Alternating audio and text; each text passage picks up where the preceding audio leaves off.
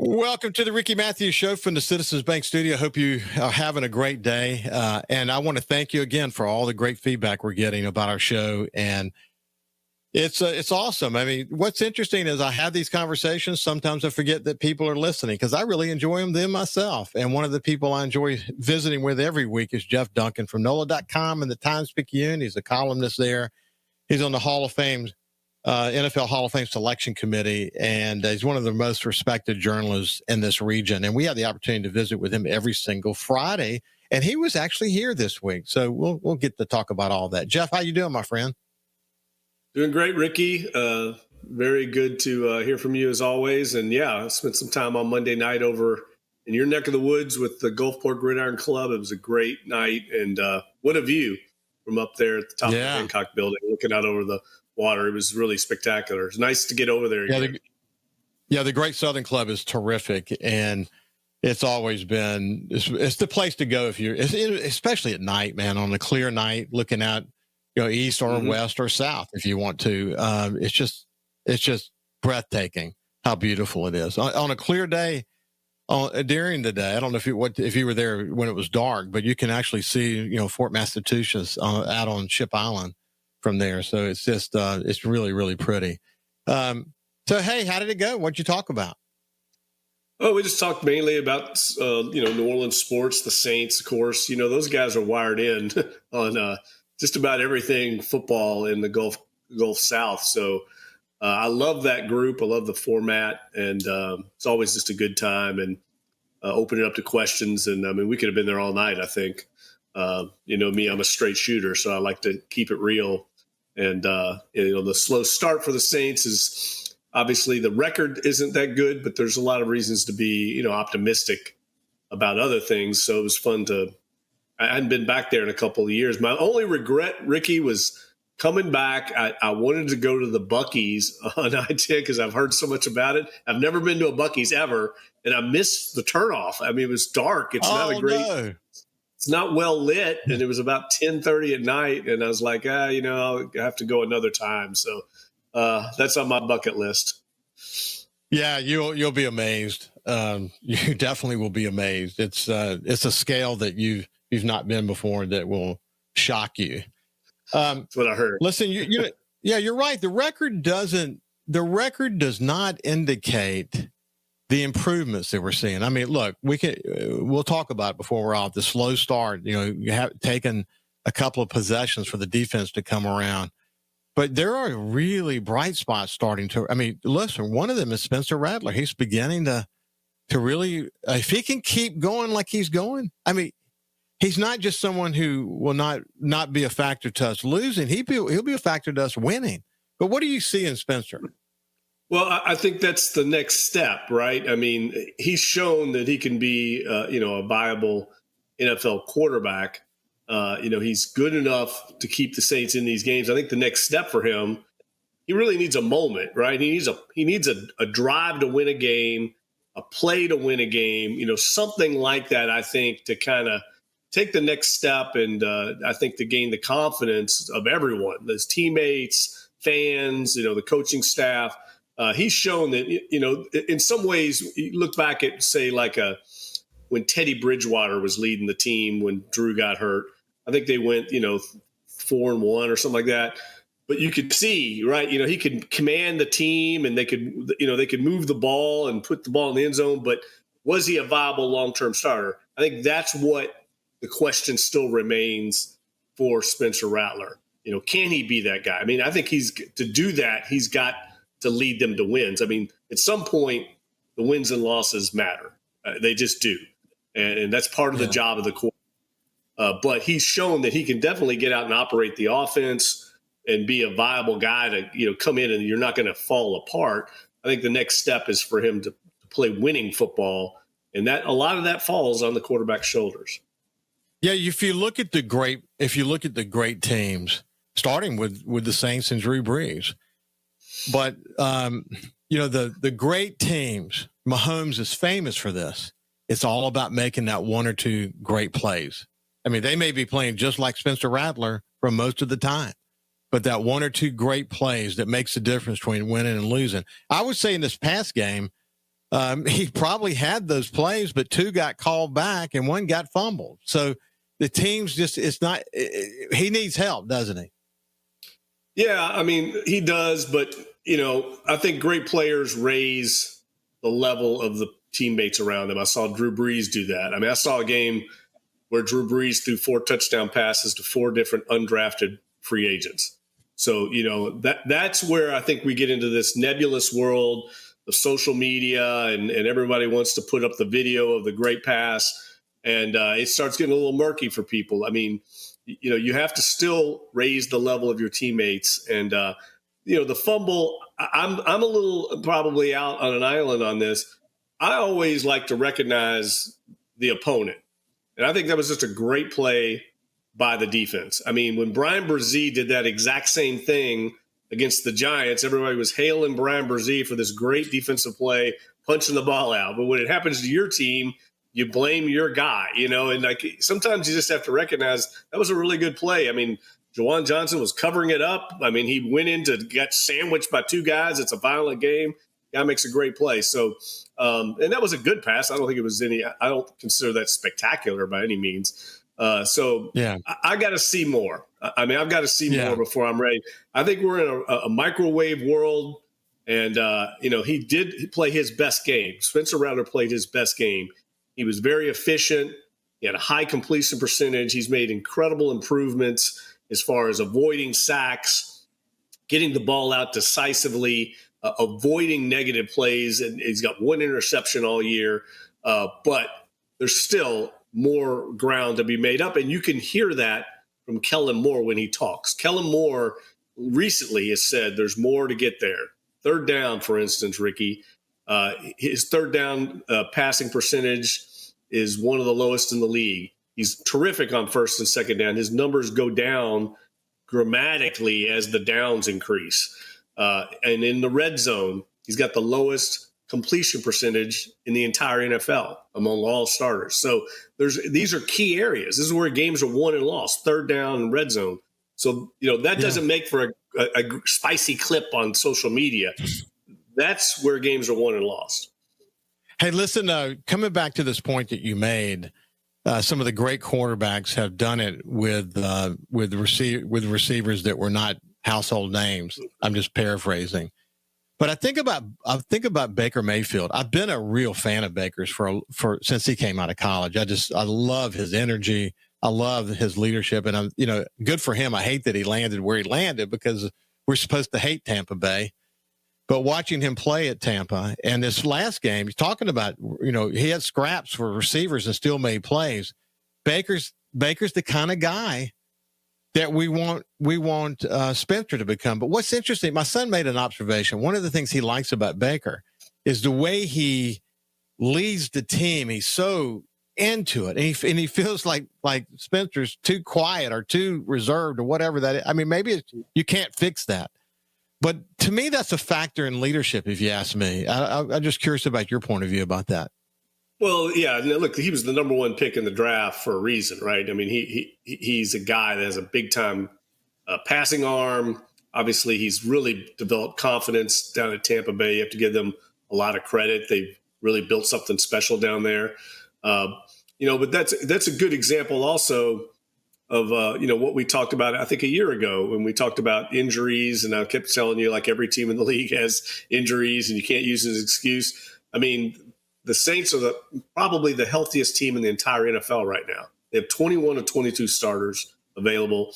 The Bucs won that game without Mike Evans, Chris Godwin, and Bucky Irvin. I mean, they're 3 of their 4 best offensive players other than Baker Mayfield. There's no excuses coming from Tampa Bay. They won the game against a good 49ers team. That's what I've been trying to say. Like, the Saints are healthy right now. They're playing very clean football. They've only had 4 turnovers in 6 games. They're healthy. I would argue they got almost every good call in that game against the Patriots. There were calls against the Patriots that I'm still trying to figure out what the call was. They still lost. So this is, to me, a sign of concern in that you're playing clean, you're healthy, you're getting a lot of breaks, and you still can't win. That I don't know where you do come up with wins unless you maybe start making some more big plays, and that's what they're lacking right now. Of course, the way it started made you wonder, wow, it's going to be another long day. But then they came around, and then you had the feeling, certainly into the third and even into the fourth quarter, you had the feeling Saints are going to win this game. They got a chance to win this game. And then didn't close it at the end. That's so frustrating to watch, man. We got less than a minute, but you can respond to that. Yeah, and look, I think I've said this to you before. I mean, I think when a team gets a lead like that, they manage the game. And I think that's what Mike Vrabel was doing. I think he felt very confident that if the Saints went down and got a touchdown and got up by one, that Drake May would drive them down, get a field goal, and they'd win. I don't think he ever felt they were going to lose that game. Is it true that Spencer graded better than Drake May in that game? Yeah, he did. I think mainly because of his ability to run. I think he had a few more runs that put him a little above Drake May. But you could see the difference in those two guys in that game. Drake May. Boy, Drake May, his arm, man, his arm talent, his elusiveness in the pocket. Woo! That was super star. Impressive. When we come back, we'll continue our conversation with Jeff Duncan. Welcome back to the Ricky Matthews Show from the Citizens Bank Studio. We're visiting with Jeff Duncan from NOLA.com and the Times-Picayune, and we're talking about the Saints. Let's stay on this kind of theme of Drake May for a second. Hey, man, I remember him well from college. I paid close attention to him back in those days. I really haven't paid that much attention to him since. But, I mean, this is the first time I've had a chance to, now that he's kind of settling into that position, my goodness, does he have an arm on him, and he's so elusive, and he seems to be so aware. Man, he was impressive. I was super impressed, and I'm not surprised they won the game. Well, he reminds me a lot of Justin Herbert. He's got that stature, that size, but he's athletic for his size, and he's in full command of that offense. And, I was talking about Rattler's numbers on third down. When I was doing that research, I thought, well, maybe that's just how it works around the league. Third down, the defenses get very, exotic, and maybe everybody's numbers go down on third down. Not the case. I mean, Drake May's off the charts on third down. And we saw that. I mean, the last play of the game basically was a 3rd and 11 where he hits Kayshon Boutte on Kool-Aid McKinstry for a first down that sealed the game. That was a big-time throw, only place he could put it to complete that ball. Yeah, and I think right now, you look at that 2024 draft class, there's 6 quarterbacks from that class just a year ago that are starting in the NFL, and there'll be a 7th when J.J. McCarthy gets back healthy in Minnesota. That class is going to kind of be the next big group in the NFL. And Drake May, I think right now, if you held the draft again, I think he'd be the first quarterback taken above Caleb Williams and above Jaden Daniels. Wow, that's really incredible. And you know what? The sub-story, the kind of drama underneath this upcoming game with Caleb Williams and Spencer Rattler, it'd be interesting to see if that creates a bit more fire, not just in Rattler, but the team. You think it has it's certainly something to watch. Yeah, that'll be interesting. I mean, there's also the subplot with Dennis Allen, right, going against his old team. I mean, that's going to be emotional for him. He can try and deny it, but there's no denying as long as Dennis Allen lived in New Orleans and worked for the New Orleans Saints, there's going to be emotion involved. I mean, this is the team that fired him almost a year ago. It was early November of last year when he got fired. So there's a lot of interesting subplots. Obviously, Caleb Williams ended up replacing Spencer Rattler when he got benched at Oklahoma. Lincoln Riley, he followed him to Southern Cal and wins the Heisman. So, yeah, I'm sure going to be a lot of emotion for Spencer Rattler, even though he downplayed it with us earlier this week. Of course he did. But you look at Spencer Rattler's past from doing the docu-series through his trials and tribulations to college, and now he's a starting quarterback in the NFL. He's got a lot to prove. He's got a chip on his shoulder, all that junk. It's got to be playing into it. And he's a winner, man. I mean, he wouldn't have had all that attention if he wasn't a winner. So I think it's helpful. I think it's helpful to create a little shot of adrenaline to want to do it. And yeah, I agree with the Dennis Allen piece. No one ever denied that he was a good defensive coordinator. So yeah, it'll be a fun game to watch, won't it? Yeah, look, and I remember talking to Sean Payton earlier this year before the season began and just was asking him his thoughts on this Saints team. He didn't really know much about them, to be honest with you. He's caught up in his own team. But one thing he did say that I think is relevant is he said, when you got young quarterbacks like what the Saints are going to be going with, nobody at the time knew who it was going to be. He goes, the best friend they can have is a strong running game and a really good defense. And right now the Saints really don't have either one of those. So I think that isn't helping Spencer Rattler's cause any. He can't really lean on the running game.